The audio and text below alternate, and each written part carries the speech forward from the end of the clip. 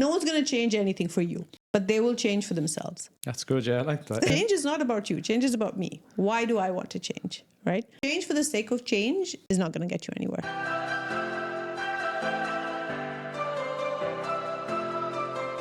Thank you for listening to the podcast thus far. The one favor I would ask, if you can, if you're enjoying what you're listening to, is to press the follow and subscribe button on whatever media platform you listen to us, as it helps us grow our network and grow the podcast. So thank you and enjoy the podcast. Hello and welcome back to Alchemy Uncensored podcast. We're on our third season and we promise you that we'll bring in more valuable insights into the financial and tax sector of the UAE.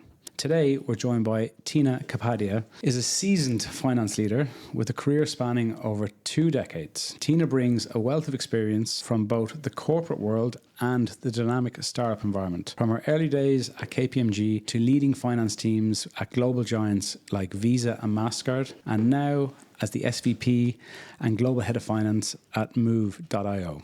Tina has consistently driven financial excellence and strategic growth. She's passionate about company culture and a champion of collaborative environments and a true expert in navigating the complexities of finance in today's rapidly evolving business landscape. Tina, I'm excited for this one.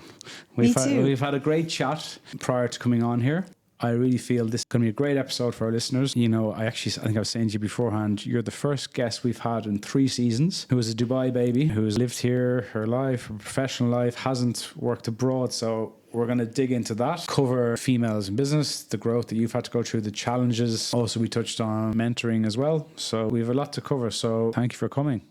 Thank you for having me. Really excited. Yes, there is a lot to cover. There is a lot to say about the topics that you have touched upon. So it's going to be exciting. Yeah. So where do we start? Well, let's start about you. Just if you want to give our listeners a bit of an overview of your background, where it started, and you know where you sort of got to, and we can dig into a bit into that. Well, it started once upon a time. Yeah, we won't say the years. Once upon a time, long time ago. I started my career in KPMG as an audit trainee. Did my articles with them in Dubai, and then joined one of my audit clients. So I was auditing Saatchi & Saatchi advertising for about 3 years. I think almost every year they got a bad audit report, and I think they were just tired of that, and they're like, can you just join us? Come to the other side. Come to the other side and help sort it out. And I was like, okay, great. With them for 5 years, and then sort of jumped into the fintech space, which seems a little odd, but it actually was quite systematic, because what Mastercard was looking for was someone to help sort out their marketing expenses. This was 1 year pre-IPO. And so they needed someone who was in finance but spoke marketing. Mm-hmm. So that was a perfect fit for me. Within that organization, sort of learned the business, learned payment technology at Mastercard, and ended up heading the finance function for the MENA region. Mm-hmm. I was with them for 5 years. That was an exciting journey. I almost got the role of being the financial controller for the Miami region, which if it happened would have been amazing. An interesting move, yeah. It would have been amazing, but it didn't. But that role gave me an opportunity to do so many more things besides my day-to-day. I did SOX audits for the New York office and the Miami office. I was able to grow into the revenue space and do deals, and that's kind of where I started the business partnering side of my role. So it taught me a lot, and I grew a lot in that role, which then led me on to Visa, which was a similar role. I was with them for 10 years. And, I've always been in an environment where I've had to create things and have to set things up. And I enjoy that. I enjoy organizing chaos in a way. So, after doing that at Visa, Mastercard, everything was set by then. And I was like, okay, looking for a new challenge. I need something to do, something to fix, I guess. And that's kind of when I sort of jumped into the more startup, starty up phase of my career, with checkout first, same in the technology space, the payment technology space, and then now with Move. So I guess digging into that now, because if anyone's to look at your LinkedIn, you went from working with some of the biggest corporates in the world to going, joining some startups, which are obviously big startups. But, let's, for our listeners, that people who want to make that move from a big corporate into a startup, because the reality is in UAE at the moment, it's a massive startup arena where a lot of people want to move into it. But talk through, how you've navigated through and what are the sort of the key learnings or tips maybe you'd have for? I mean, I say this to everybody, even though I worked for big multinational corporations, they weren't like that when I joined. They were both Visa, Mastercard, 1 year pre-IPO, 1 year post-IPO, going from an association to being listed, which is a complete 180-degree change in the behavior that's required, the systems, the processes, the tools that the company uses. So it was kind of a startup. And my roles in all of these places have been very similar, is to, like I said, make sense out of the chaos and bring in that financial rigor and bring in the steadiness and the stability and the standardization that's required. And ask the difficult questions. Ask the difficult questions and to lead the senior leaders, even at those organizations, down the path of compliance, right? That's required from them. So it's not so much about the type of company that you're working for, it's what work you're doing in that company and what's required from you. So that's kind of been very similar for me across all of my roles. Going through the exposure then, as you said, you're probably, when you're a Visa, Mastercard, mostly massive corporates, but in this region at the time, they probably weren't as big as, other big global hubs. But the whole point, knowing you quite a few years now at this stage, you're a very, very social, very outgoing person, but you're also very, by your own admission, quite nerdy back in the day when, you're obviously, as you just said there, socks, I wouldn't say that they're the sexy parts of finance to be an expert in those areas, but you've obviously been able to mold, been very good at the, controllership elements of finance, but then grow into the, the business partnering, not the being able to build ratios, but also, you're very confident to ask those questions, which sometimes more timid or Absolutely. shy people. Was this something that you had, or was this something when you were developing as a finance professional, you sort of identified as an area you need to develop? I think it almost happened naturally. And again, go back to my audit experience, right? Having to go from company to company, client to client, quickly trying to understand the business, right? So then you can know what to look for and where to look for it as an auditor, right? So I think that way of thinking really helped me understand or learn how to understand the business, regardless of where I am, right? And the nerdy part is wanting to get down into the details and understand. You gotta love that detail. You gotta love the detail and wanting to understand from point A to point B. And I think that has a little bit to do with my personality as well.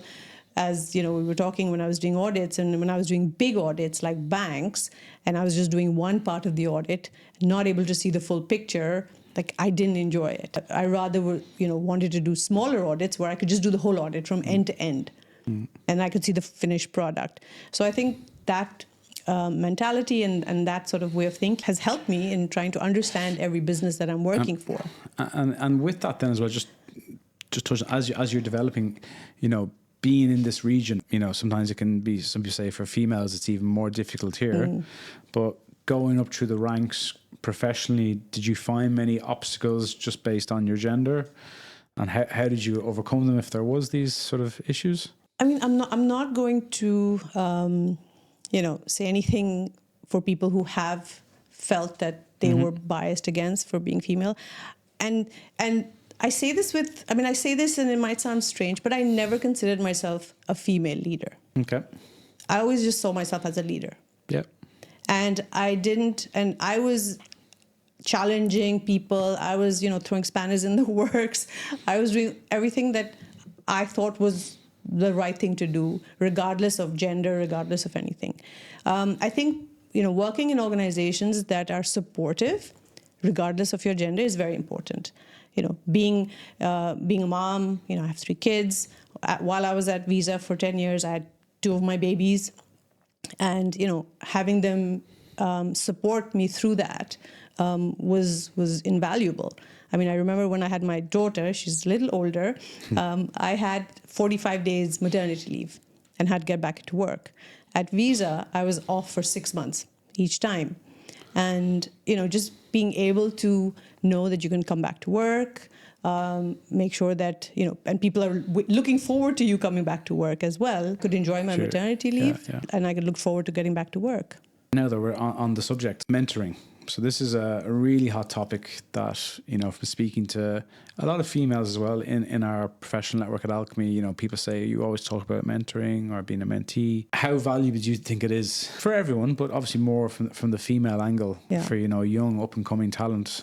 Because at the moment for Alchemy, there is more males in finance, but we're actually placing nearly 50-50 male and female. But obviously I would say the biggest thing that I see with some females is that the brains are there, the attention to the details there, all of that is there, but it is that sometimes imposter syndrome which may struggle because in interview it's a conversation over an hour, so you're not really doing anything on Excel, or maybe Excel's outdated now. But what's your sort of thoughts in that space? Because I know you yourself now are mentoring. Yes, what I've seen with the young girls, and I do prefer to mentor and coach young girls, is the lack of confidence to an extent. And that's really what I try to help them promote for themselves. Because once you have the confidence, it doesn't matter if you get the job, it doesn't matter if you made a mistake, it's how you pass through that. And that only comes with being confident, right? And not letting things knock you. If someone says something that undermines your work or looks you up for a promotion or whatever, it's still having the confidence to know your worth, know what you're good at, what you can do, and just keep at it. Especially in this region, we have a lot of Indians, Pakistanis, you have Arabs. I didn't have a role model growing up. Like my mom was my role model to most extent. But I didn't have any other role models where I'd looked up and said, okay, I want to be like that person. Oh, she's done it all. She's a leader. She's got a family, whatever. Like I didn't have any of that. And I don't think young girls from my culture have that today as well. So I have a young daughter, that's important for me to be a role model for her. But a lot of her friends see me as a role model as well. So, I talk to them and I, help them even if it's just having a conversation about... An outlet. Exactly, an outlet. It's like, okay, but is it possible? I'm like, yeah, it is possible. It's not 100% possible, right? There's, you're going to be stretched as a woman. I mean, I always say this, as a woman leader, you might want to cut this. No, let's go for it. We don't have a wife to go home to. Yeah, I like that one. Yeah, I never heard that one. Yeah, I say that to everyone. We don't have a wife to go home to, so I can see that being a snippet right there. I'm still the one who gets the call from school if the kids are sick. I'm still the one who has to make sure that the fridge is stocked, and men nowadays obviously are helping a lot more. But no, I don't know about that. Okay, I'm trying to give you a bit of... That's all right, don't worry. I'm trying to help you out here. This is good. But that's a very important thing, right? When I leave work, I have to go back and be a mom. And that job is very important as well, right? So the last few days, for example, I've been working really late. I haven't been able to wake up at 6 o'clock in the morning to send my kids off to school, which, is okay for 1 or 2 days. But, more than that, I'm going to be like, wait a minute, no, something's got to give. But, especially, but when they're younger, it's even more, like they need you more. Yeah. So it's being able to manage that. And I think right now with hybrid working, with, remote working, I think that's helping. We didn't have any of that. Right? We were in the office, 8, 10, 12 hours a day, month end, bye-bye, we don't see you, right? So, I think that is helping women manage and balance that a little bit better. But I think a lot of women have that guilt of not being able to be there for the kids. Having a partner that can take that is very important. Incredible insight. I'll go home and tell my wife that now today, see what she says. But no, okay. Now that we've touched on generations, you just mentioned work-life balance, remote working, and look, you look younger than me, but you are a few years older. But you didn't have to say that. You've seen different generations. You've been managing people probably from early on in your career, given you started as a trainee within KPMG. What have you seen the shift? And especially in UAE, because I would say UAE is quite behind a little bit when it comes to hybrid working, because we have so many people now trying to come into the region, and we say, no, that doesn't happen here. it's sort of like a bit of a shock factor. So for someone that's worked in the region for, as you said, 20 plus years, you've seen a lot change. I think when we were talking offline, you said predominantly when you started in KPMG, it was predominantly Arab and Indian sort of clients or people you'd be interacting with. Now we've got every flavour of the world here, really. But what have you seen generationally from, especially more the young and up and coming team members? Yes. Gen Z and soon Gen Alpha. They're a different generation for sure.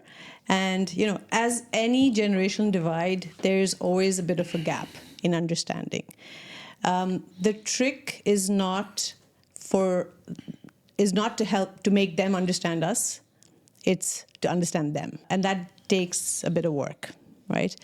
Now, having a young daughter who's in the workforce helps me because I interact with her and I talk to her and I mentor her and I hear her frustrations at work and I have to, calm her anxieties. Yeah. So, that's a little bit of a training ground for me to when I go to work. And then we have these 20-somethings, in the office who are, some of them don't want to be in the office. Some of them don't want to be in the office. That's one. They're like, oh, sorry, 6 o'clock, I need to go to the gym. What? What? It's month end. I'd like to see your face with that now. For them, work-life balance is a real thing. Like growing up, there was no such thing as work-life balance. There was work, and maybe you had a life, and you were lucky if you could balance it. But, work was your focus. And everything else was secondary. Whereas now I think there's a lot more focus on mental health and work-life balance, which is good. But to an extent, though. To an extent, which is what I was going to say. It's good, but I think when you're up and coming and when you're starting off in your career, you have to gain that knowledge, and that can only be gained from doing. Yeah, my view is sometimes. We're obviously, as a recruiter, we're sort of the shrink service, the free shrink service. And I think some of these young guys need to get a spoon, get a piece of cement, eat it and harden up because there's a big bad world out there. And, you can't start any job and say, I want to work remote, especially in finance. You need to build the people skills. You need to build the manager. How can you manage someone if you don't know someone? If it's just a 1 hour interaction on Zoom or Teams every couple of days. So, and I think it is changing here, and companies need to change a little bit with it. I don't think they need to go full on, because the other side is what people forget is that if you're running a business here and you have a finance function and everyone's like, I don't want to come to work, well, just offshore it. Absolutely. You've got you've got countries around here which the labour is obviously considerably cheaper and just as good as the same nationalities working here and there. So why would you do it? So you need to come in and interact. Absolutely. And I can't remember who said this, but they basically said that you can do your job remotely. That's not a problem. But if you want to build a career, then you need to have FaceTime. Because you're not going to be able to showcase your skills other than the job that you're doing or the task that you're doing in that 1 hour video conference, video call or whatever, right? It's the interactions that happen outside of those formal meetings. That's what gets you, because that's what you need cheerleaders in the room when you're not in the room. Because you've been in many corporate environments. I'm sure you've been in many boardrooms where it's performance review about Conor or Tom or whoever it is. And if someone says Conor's not doing his job, you need someone to say, no, he is doing his job. And that's how people ultimately get their bonuses paid, because they get this rating or that rating. Actually, it's not so much about has he done his job. It's what has he done besides his job. Yeah. Right? Because you get paid a salary to do your job. And if you do your job, you get your salary. But the promotions and the bonuses and the extra tasks and the extra projects come when you've demonstrated stuff that is beyond your day-to-day. And unless you're there, like you have to be there to know what else is going on, right? Because in your conference calls, you're going to put a topic as a subject of that meeting, and that's what you're going to discuss. So it's very difficult to sort of expand the conversation unless it's a general conversation, which is very rare. You don't have that on. Yeah, because I think, look, people, no matter what, there's always politics. If you're in an organization of 5 people, obviously the more people, there's more things. And, I was never one for it because I just wasn't very good. But the reality is that is what happens in companies, and you can accept it or not accept it. But if you're completely being very transactional in your job, where you're just like, I'm in for this period, then bye-bye, then I don't know what's going to happen for you down the line. But the other sort of topical points that I want to dig into a bit now as well is finance linking into business strategy. Because we speak, and again, you've probably seen this more than anyone, the biggest challenge I find with expats that come in here, they're in finance where there's commercial functions, there's this value add, while there is a bit of not a stigma, but I notice in this part of the world where finance can just be seen as that team down the back office, they're working all hours, working on bank holidays, month ends, they're there. Mm-hmm. Oh, these guys are the face of the business. So, what's your views on that? Haven't seen it all. I love that topic because I learned very early on from one of my, the finance director at Saatchi & Saatchi, actually. He said this. He's like, we need to get finance out of the back office and into the front of the office. And we actually physically moved the the finance department right behind reception. Okay. Yeah. Right? We were moving offices and we were placing where everybody should sit. And literally, the finance department was the first department that you went into. And that's kind of stuck with me throughout my career, that finance needs to be front of office, not back of office. Sometimes I call us the mop-up crew because we're cleaning up after everybody. But, being at the front of office means that you have a seat at the table. You are there when decisions are being made, not because you're going to stop those decisions, but because you're going to support those decisions. You're going to be able to support them in a sustainable manner, right? So that's always been very clear in my mind. And depending on the company, and I think probably applies to most companies, everybody should be speaking finance. This is what I say. I mean, again, like I said, depending on the company. Yeah. So if you're I've been in financial services and, payment technology. I said, I tell everybody, you should be speaking finance. I said, I will host training sessions so that you know how to speak finance. Whether it's something as simple as an accrual. What is an accrual? The GMs and the head of department needs to know this is an accrual. What does that mean? Right? Yeah. So, finance for non-finance people, finance 101. I mean, I've given many training sessions across organizations for people to understand what finance does and that they should be able to speak that. It's more so important in financial services companies because some of the KPIs, some of the measures and metrics we're tracking are financial. So they need to understand what's driving those metrics.